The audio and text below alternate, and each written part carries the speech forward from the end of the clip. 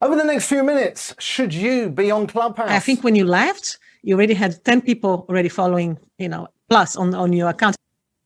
What one podcaster can teach us about getting media attention for a show, why Google could get our podcast to more people, and why Brazilian butt lifts, yes, your backside, popped up in my podcast research this week. Hello, I'm Richard Midson, and this is Can I Make a Hit Podcast, the show where I study the best creators in new broadcast media to find the techniques that they use that we can use, whether it's for your business, your campaign, or your brand, or frankly, just for fun. You can watch this on YouTube and listen for the audio version on podcast as well. And if you are watching this in video this week, then you'll be able to see me holding a couple of clickers in my hand at the moment, which are going to run the slides that you can see over there. And I've also got an earpiece in my ear to monitor the audio as well as I try this setup to see how it all looks. So the whole point of this is to find out how people react to this show and react to different formats. So let me know what you think. You are the audience. So let me know. The entire show is about testing how an audience reacts. So I would love to know what your thoughts are. So let's get on with this format this week. This week, a podcaster has showed us a way of getting national press attention for a podcast. His name is Jordan Harbinger, a podcaster who started with the dating sector and then turned himself into a self-help entrepreneur type.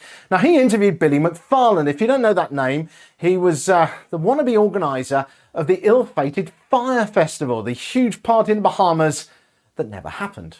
McFarland is now in jail, but the fact that Harbinger got an interview with him got picked up by the media, but not surprisingly really. Harbinger isn't doing anything special though. If you get a guest on that niche media and national media are looking for, who says something new, unique or different, frankly, if they're really looking for, anything they say could be of interest to them, you and your podcast could be being featured within minutes in national, countrywide media. I would have used you when I was a news editor, so I can speak from personal experience that this stuff works. If you can get some good stuff, people will use it.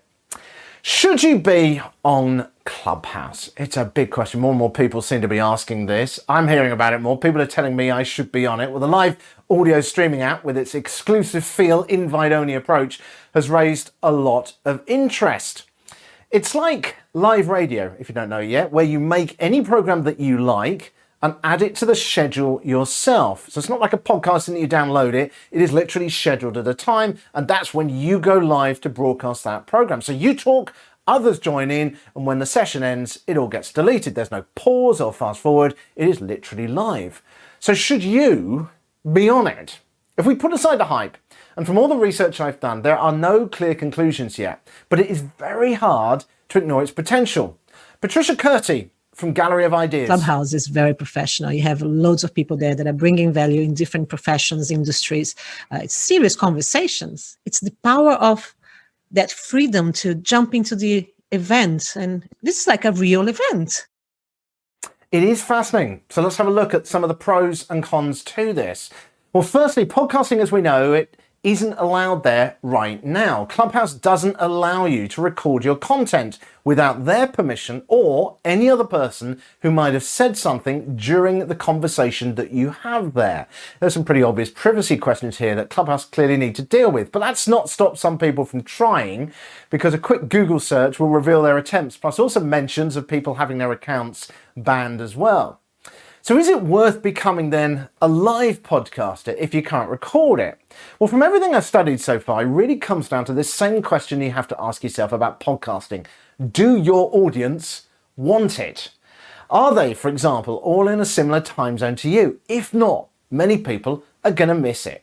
If they are, then a regular live show with the latest news that they can actually participate in real time, not like a podcast pre-recorded, could be exactly what they've been waiting for years. Maybe you're in a particular niche sector. They can have their own equivalent, their own radio station about their particular niche topic, playing in the background that if they get angry enough or want to get involved in, can get involved in real time.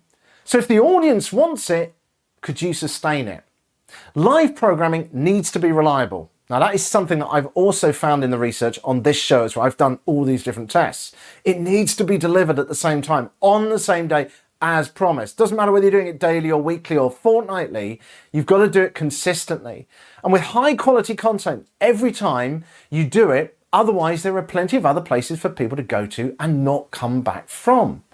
If you can be regular What content will you provide each time that people want?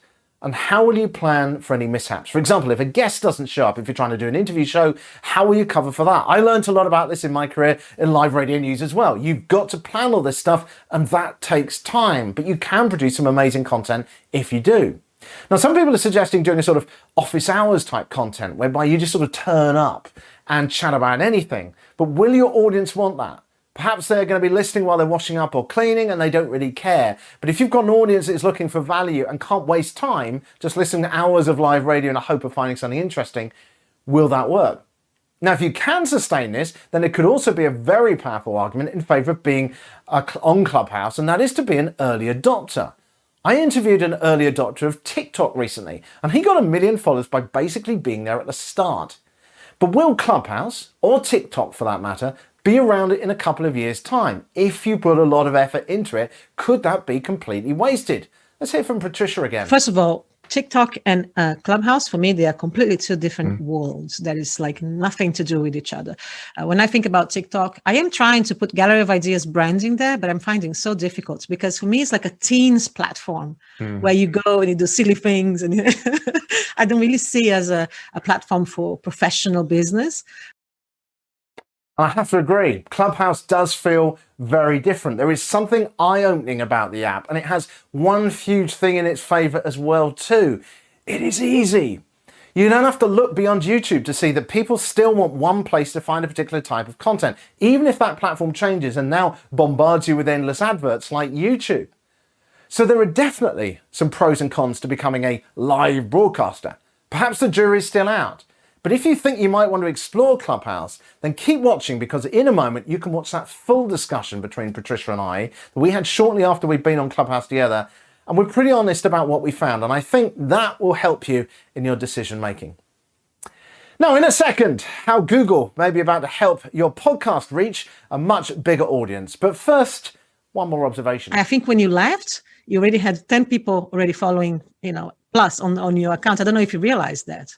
No, I didn't actually. No, because you know, Patricia, that was the first time I logged into it last night. It was you getting me in there and me going, I don't even know what buttons to press.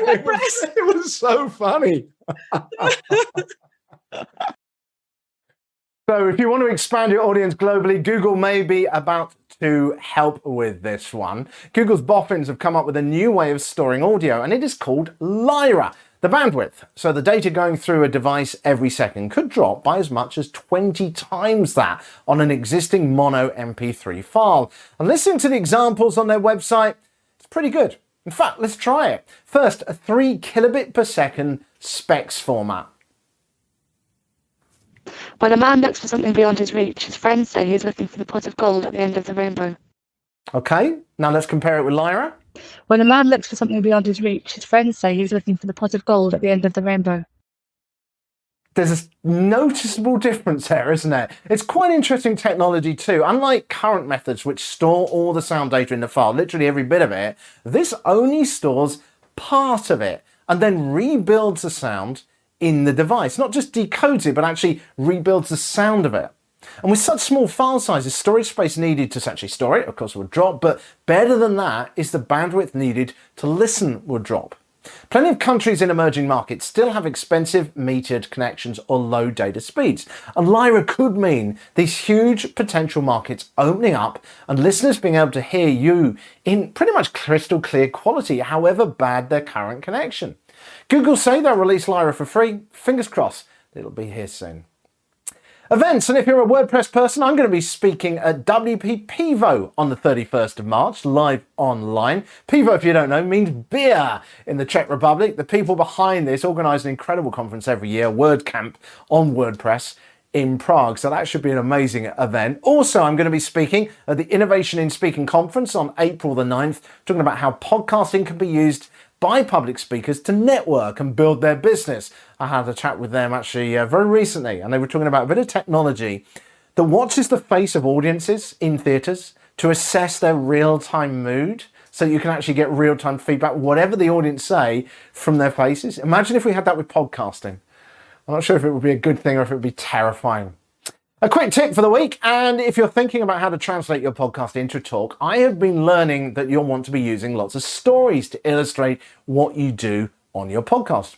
Liam O'Neill was a recent guest, but you might want to think twice about doing this. I demonstrate the point of pain is a message from your brain to your body, and if you can control the way your body reacts to things, you can control the way your mind reacts, you can take more control of your body. So everything I do is about being superhuman. So as a male, the easiest way to demonstrate is to have something really painful happen. So on my TEDx talk, my brother comes on stage, and then I get him to stand in front of me, and he gets to kick me as hard as he wants in the groin. He walks off stage delighted, and I continue to finish my talk and explain that mind over matter is an actual thing. Yeah, you can find a link to that in the usual place at canimakehitpodcast.com. Liam makes some absolutely incredible points and gives some great advice about how you convert your podcast into a public talk. So have a listen to that one. Coming up, that full chat with Patricia Curti about Clubhouse. But to round out the stories for this time, for this week, it's amazing what you learn from podcasts. I didn't expect when I was studying things this week that the word Brazilian butt lift would appear so prominently. Well, according to the Guardian podcast, they're now the most popular form of cosmetic surgery, which, if like me, you sit at a computer for 12 plus hours a day, might seem like something that we could really do with. Keep listening for the chat with Patricia in just a second. You're about to hear our warts and all investigation in what Clubhouse is really like. Meanwhile, if you like this show, don't forget to tell a friend.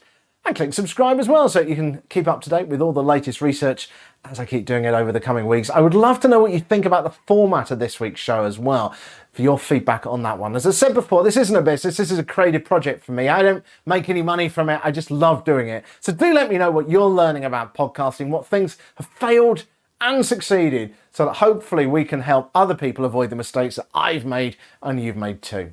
In the meantime, whatever your podcast project, I hope you have a fantastic week. And Patricia is next.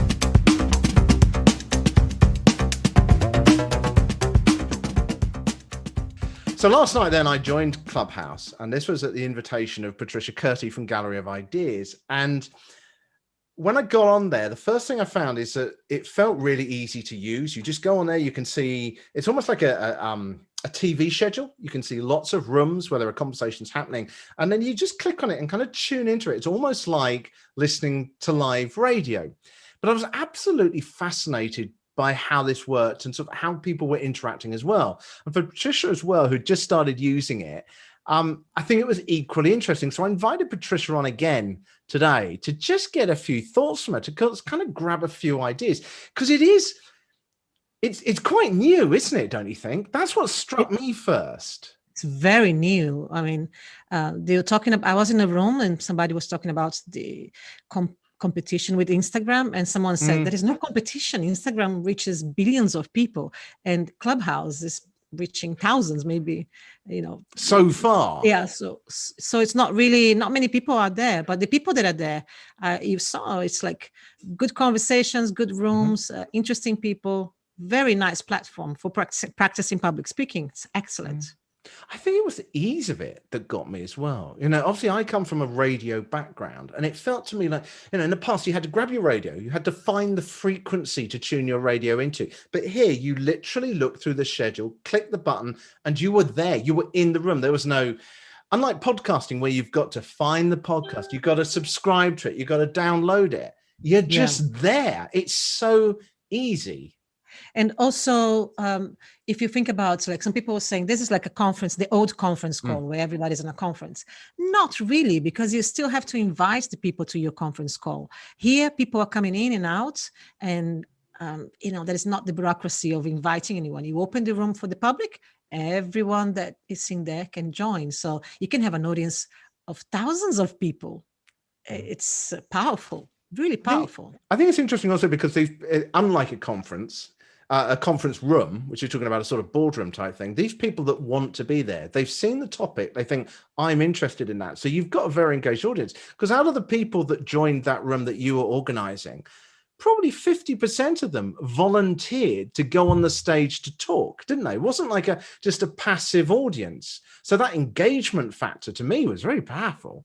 It's powerful, yeah, absolutely. You brought a great topic about the engagement. Can you imagine all these people? They just join because they saw the title of the room. They are interested in that topic. Then they enter. They hear the voices. They start getting some value out of the discussion that is happening on the stage, and then they get trust enough into the speakers or the people that are on the stage to step up on that stage. So it's really powerful. I am in love with the app. It's really beautiful.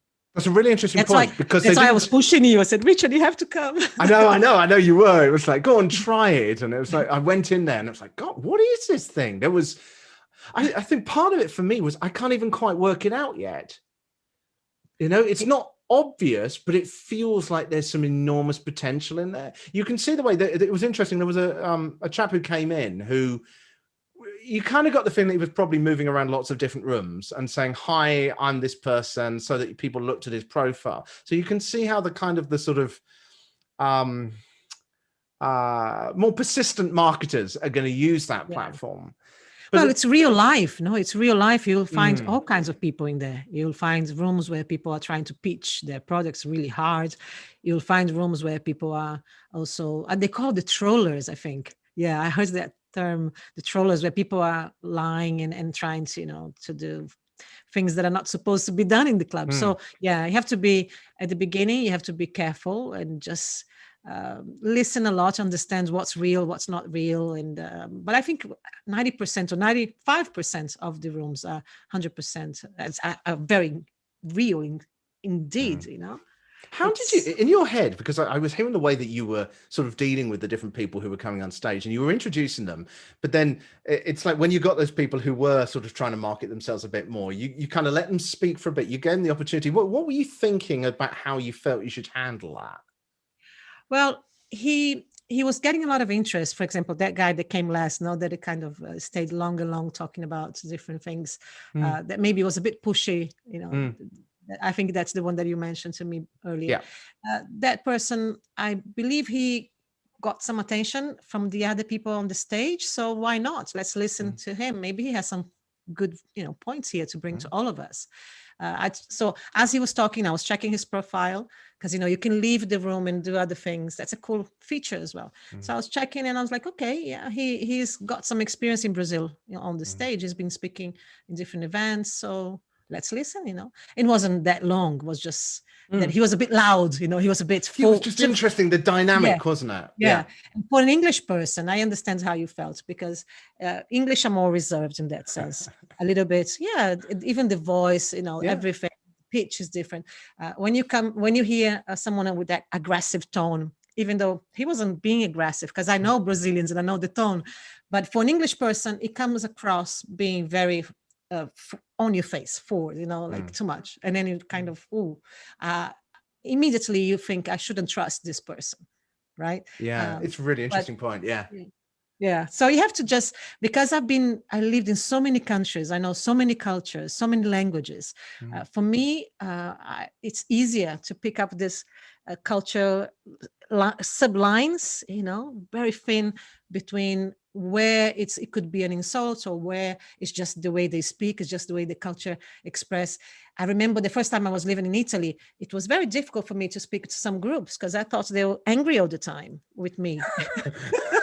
This is the point, isn't it? This is the point. Yeah. What have I said? What am I saying to these people? Why are they so angry with me all the time? I'm really causing a horrible impression. Yeah. And it's interesting though, because that was the point you made, though, that you checked out his profile. So did I, and I imagine other people did as well. And that's, I guess, the point of the Clubhouse thing is that if you're going in there and actually delivering real, tangible value, people are going to go, who are they? You're just naturally curious. You're going to want to know more. And that's when you can convert that, hopefully, into a link back to your website or wherever you're trying to get your call to action to be, isn't it? It's beautiful for personal branding, yeah. I was trying to think of negatives to it. And I was trying to play devil's advocate on what could be wrong with it. And one of the thoughts I had was it's the commitment. Is that if you're going to be on there, you've obviously got to be live. You've got to be at a time that you're target audience are going to be able to get to it. But also you're going to have to it feels to me like you need to do something which is quite regular, because if you want to build up, it's a bit like releasing a podcast every week or every 2 weeks. You've got to have a regular frequency to it. If you're just going to kind of do something spontaneously every so often, no one's going to know when it's going to be. So you kind of got to build it into their schedule. And then also you've got to make sure you're delivering value, because it's interesting how you can feel it in yourself, is that when the conversation starts interesting you, you're hooked in. And when it just sort of starts to go, blah, blah, blah, blah, you can feel yourself drifting off. So you've got to deliver tangible value on a regular basis, it feels to me. And that makes me wonder how much of a commitment that would be. And the other thing is the longevity of the app. You know, I think of things like TikTok, where there was a chap I was interviewing the other day who got like 1 million followers just by being an early adopter on there. And you can feel that we're at the very early stages of Clubhouse still. But I don't know, Clubhouse to me feels like there's more potential in it than TikTok. TikTok feels a bit like a one-trick wonder, whereas Clubhouse feels like it's got so much possibility. So much more. So what do you reckon of those? Early adopter and the commitment aspect? First of all, TikTok and Clubhouse, for me, they are completely two different worlds. That is like nothing to do with each other.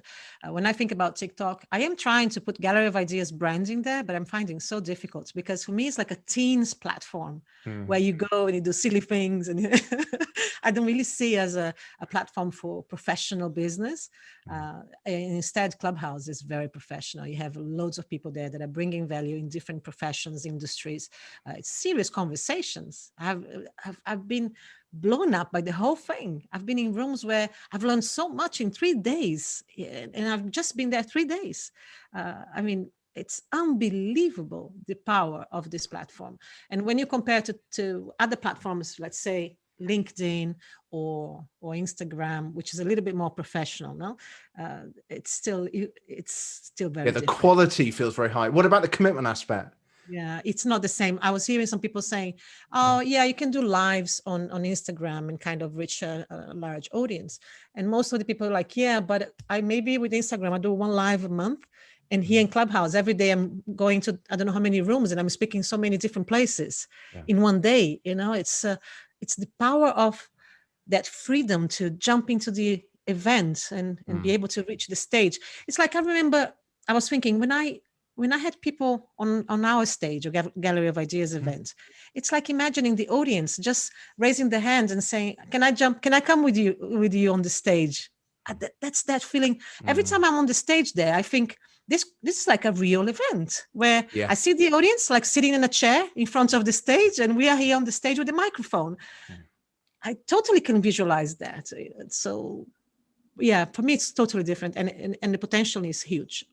And what about the commitment aspect, about putting in the time? Because that's the other thing as well, is you're not sort of editing something. You're talking about actually going in there and doing, you know, an hour every night or something like that. What do you reckon? And also making sure you're delivering value in that time, not just waffling.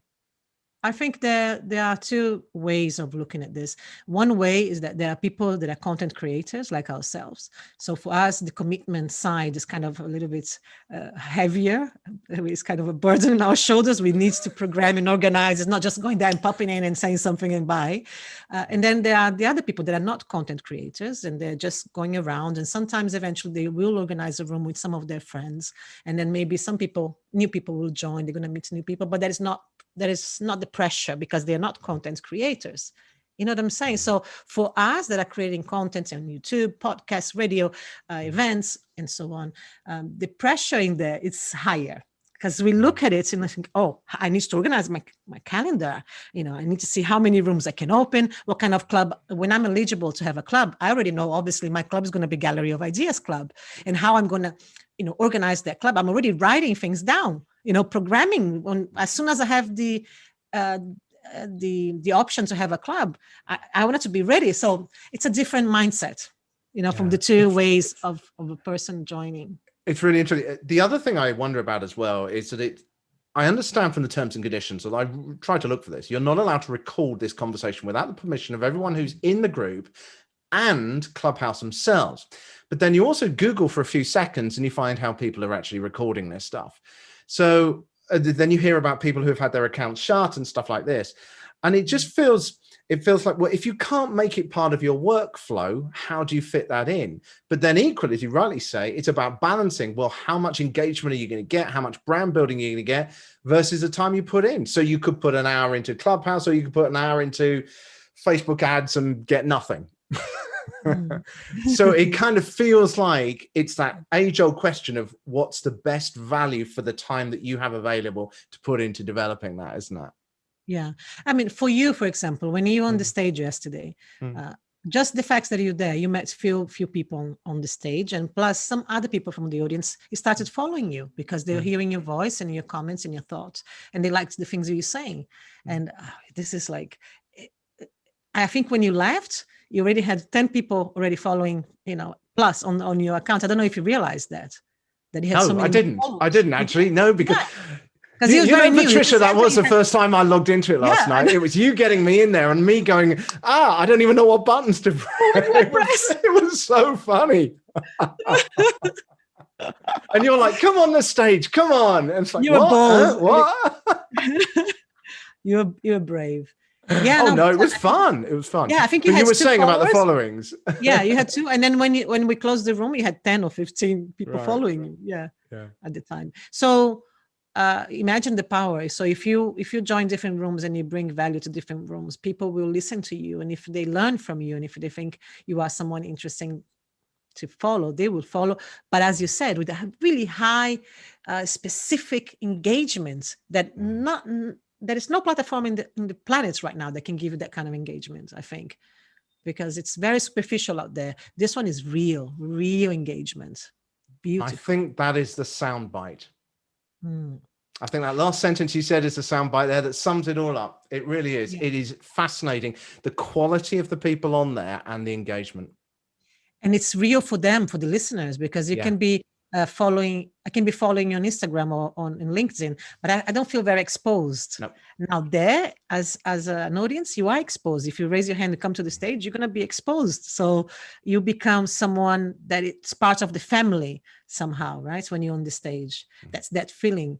Oh, I have this opportunity to step up. And